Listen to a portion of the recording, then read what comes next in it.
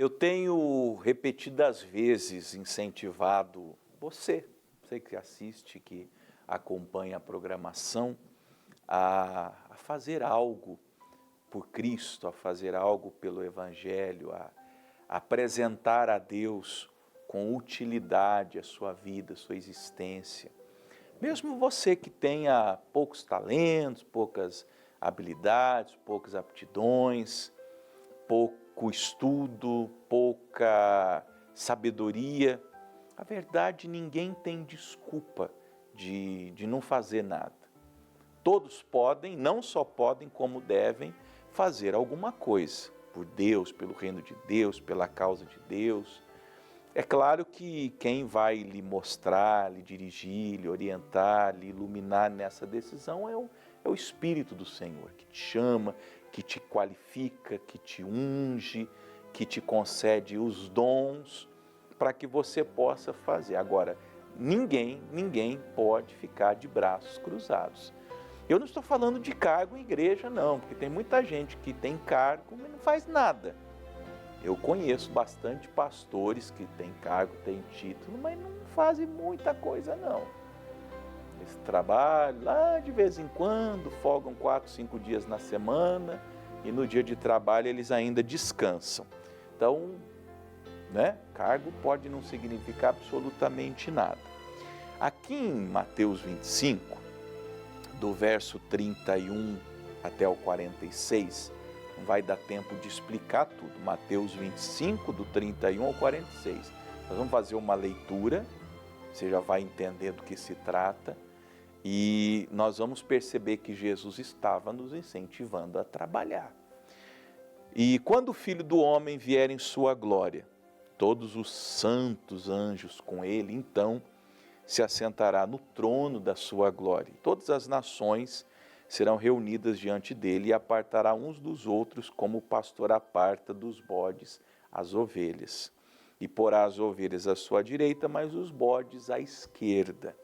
Então dirá o rei aos que estiverem à sua direita: vinde, benditos de meu Pai, possuí o reino por herança, o reino que vos está preparado desde a fundação do mundo. Essa é a maior reunião de todos os tempos. Eu creio, não tenho dúvidas de que ela acontecerá. Todos os santos anjos, toda a humanidade, e haverá essa separação, bodes e ovelhas. Bodes à esquerda, ovelhas à direita. E Jesus vai primeiro dirigir as suas palavras às suas ovelhas, ao seu povo, à sua igreja, aos seus remidos, aos seus salvos. E vai dizer: vocês agora receberão a recompensa, vocês vão possuir o meu reino. Por quê? Porque tive fome e deste-me de comer, tive sede e deste-me de beber, era estrangeiro e hospedaste-me, estava nu e vestiste-me, adoeci e visitaste-me, estive na prisão e foste ver-me. Eu não concordo com alguns pastores que dizem que Jesus falou essas palavras apenas tratando por um cunho espiritual. Esses que falam, isso é espiritual, dá o pão espiritual, dá água espiritual, dá roupa espiritual, é mais uma justificativa para mesquinhez. O fato é que Jesus falou de pão e pão espiritual. Porque eu tanto tenho que dar o pão espiritual, que é o que eu estou fazendo, o pão espiritual é a palavra, é Jesus, ele diz: eu sou o pão vivo que desceu do céu. Mas eu também sou ensinado nas Escrituras a dar pão, da comida. Pão é comida, aquele que tiver fome no meu caminho. Aliás, eu sou ensinado a dar pão até ao meu inimigo, se ele tiver fome. Se o meu inimigo tiver fome, eu vou dar a ele de comer. Se ele tiver sede, eu vou dar ele de beber. Eu vou aproveitar a necessidade dele para torná-lo não um inimigo mais, mas um irmão em Cristo.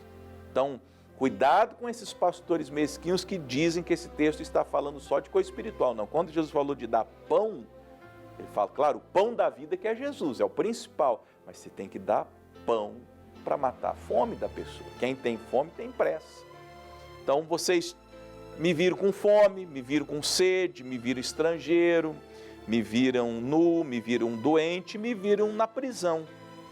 Aí os justos lhe responderão dizendo, Senhor, quando te vimos com fome, te demos de comer, ou com sede, te demos de beber, ou quando te vimos estrangeiro, te hospedamos, ou nu e te vestimos, ou quando te vimos enfermo na prisão e fomos ver-te. Quando que foi isso?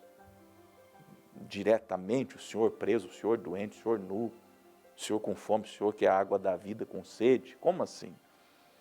E respondendo o rei lhes dirá, em verdade vos digo que quando fizeste a um destes meus pequeninos, a mim o fizestes. Jesus está, escreve isso que eu vou dizer agora. Jesus está de trás de toda necessidade.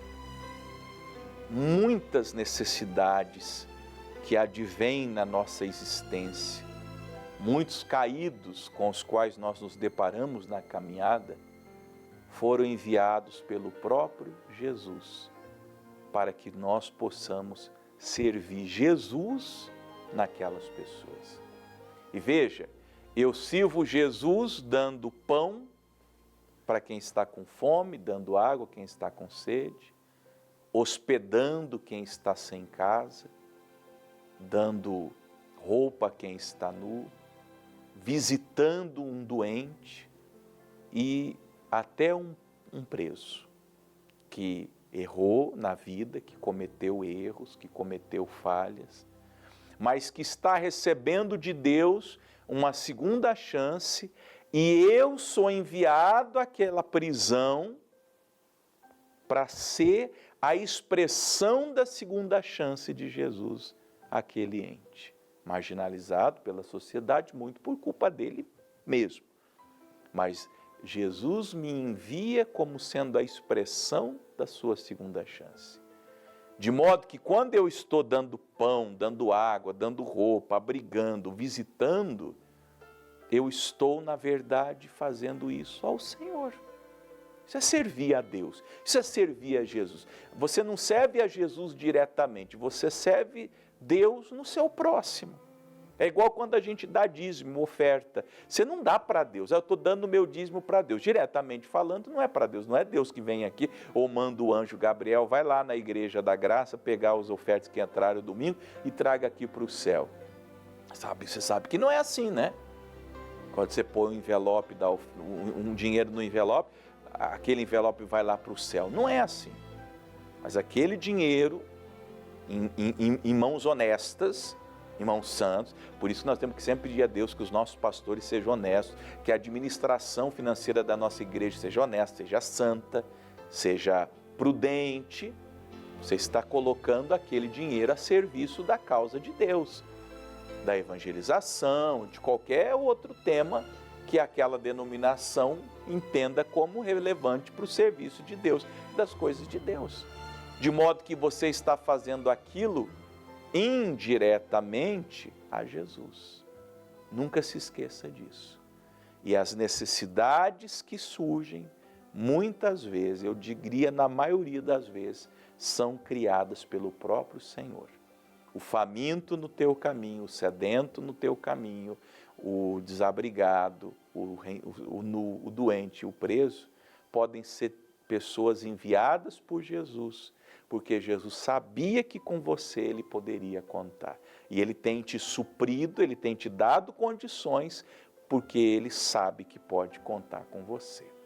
Agora, o rei também dirá aos que estiverem à sua esquerda, verso 41, apartai-vos de mim, malditos, para o fogo eterno preparado para o diabo e seus anjos. Palavra dura. Por quê?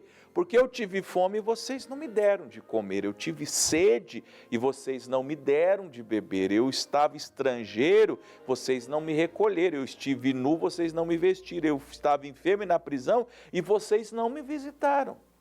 Eu coloquei diante de vocês a necessidade e vocês não me ajudaram. E aí eles vão dizer, Senhor, mas espera lá, espera um pouquinho, quando que nós te vimos com fome, com sede, estrangeiro, nu, enfermo, na prisão e não te servimos? Nós nunca te negaríamos nada diretamente. Quando que aconteceu isso? Então lhes responderá dizendo, em verdade vos digo que quando a um destes pequeninos não fizeste, a sua negativa foi uma negativa não ao necessitado, foi uma negativa a Jesus, não fizeste a mim. E irão estes para o tormento eterno, mas os justos para a vida eterna. São palavras de Jesus. Irmãos e irmãs, um sinal de que você é salvo é que você serve. Um sinal de que você tem o seu nome inscrito no livro da vida do Cordeiro é que você tem disposição para fazer o bem. E repito, espiritual e materialmente. A gente faz primeiro espiritual, primeiro é espiritual. Eu dou o pão que é Jesus. Mas se a pessoa a quem eu estiver evangelizando não tiver condições financeiras, eu ajudo ela também.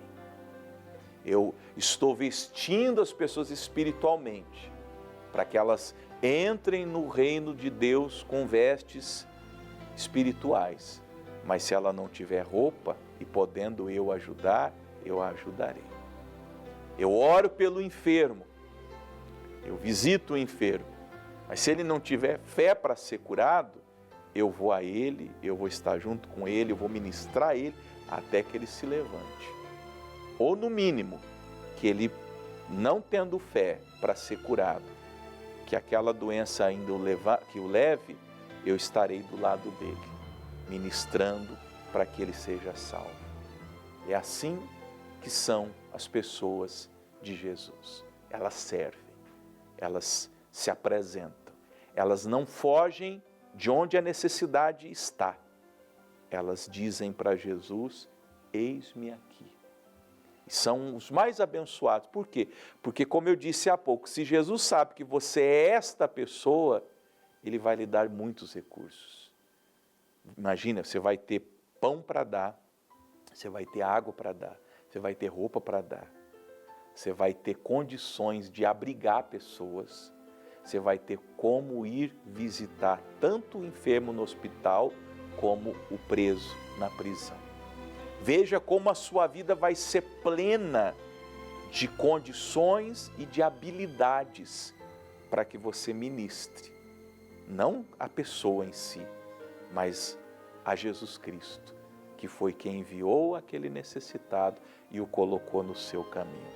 Lembra do bom samaritano? O fariseu e o levita não quiseram ajudá-lo, mas o samaritano parou e ajudou. E a recompensa dele é grande no céu, como será a sua, como será a minha, em nome de Jesus. Amém?